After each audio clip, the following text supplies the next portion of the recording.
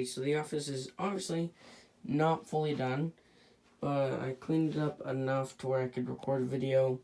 I really wanted to get a video out, and I really wanted to record it in my office, so we're just gonna use it like this for now. I put this half of the card display up. I didn't put this one up just because that side's not being used. And don't worry, there's plenty more cards to fill it up. So, yeah, this video is not going to be about any of these decks, of course. It's actually going to be about these ones. The Bicycle Victor's Back vintage design. We're going to be taking a look at these and seeing how good they are. Magic! Okay, so the Victor's Back has two different colors, blue and red. And we're just going to pick one because there's nothing different about them. So let's just go with blue. Okay, so let's do the blue. The blue is a kind of darker blue. It's not very bright blue. So it's kind of hard to see it on camera. It almost has a blackish look to it. But that's okay. It kind of looks a little bit brighter in person, but not much. Alrighty.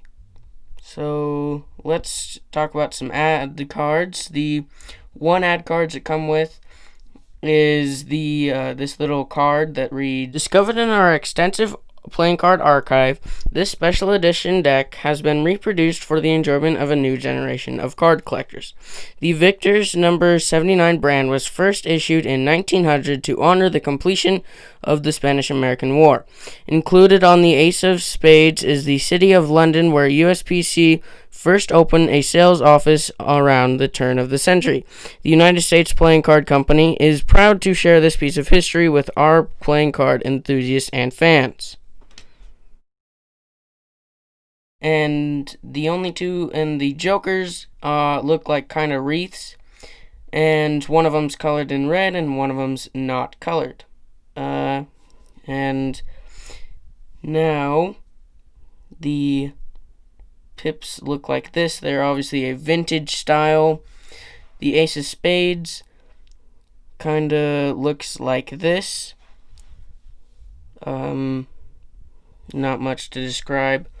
This is just a vintage back. That's what your quartz looks like. Everything just kind of like pops out. I don't know. It's just a vintage kind of look, and I really like the vintage designs. It's just some of my favorite decks. Now let's talk about the red. The red, just showing off some ad copy here, just so you can see what the ad copy looks like. This is the back. The tuck box is kind of a gray. And that's what it looks like inside the flap.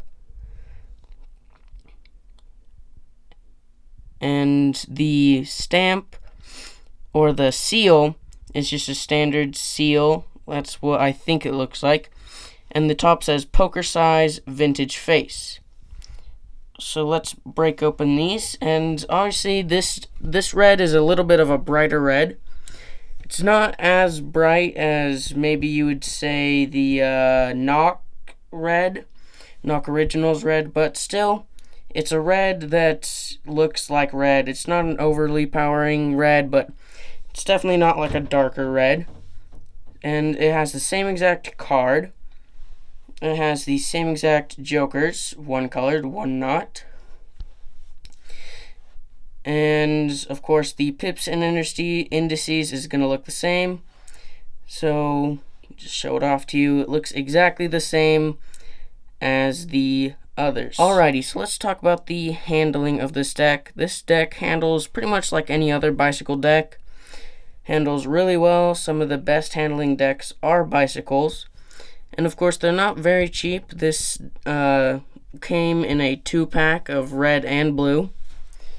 And it's an interesting deck. I always like these vintage design decks, and this one has a pretty cool story.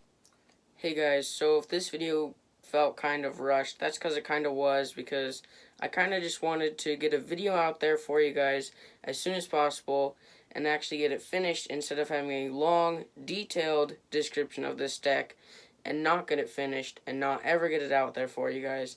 So I'm sorry that this kind of felt rushed, and but my final takes on this deck is that you should definitely get it. It is definitely a great deck, and it feels just amazing. Some of my favorite decks from Bicycle are the vintage design decks. I really like them, and it brings back some history, so it's pretty cool. I hope you guys enjoyed this video. If you did, let me know by leaving a like.